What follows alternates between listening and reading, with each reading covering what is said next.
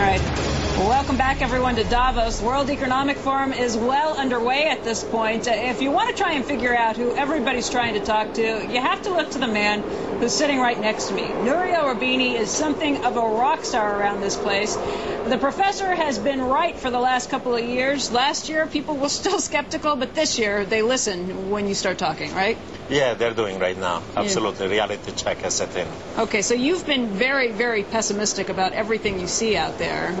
Is there any light at the end of the tunnel at this point? Are things going to get better?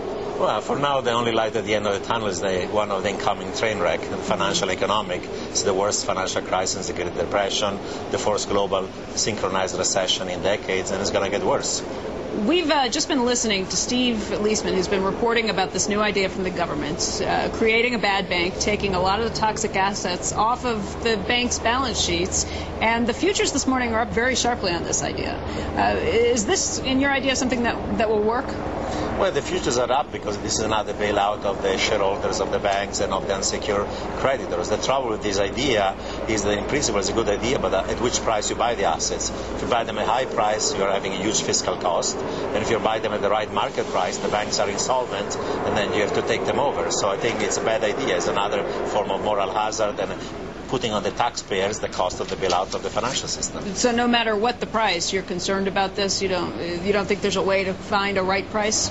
No, first it's difficult to find the right price. If you find the right price as close to the current market price, and given those haircuts, the banks are insolvent.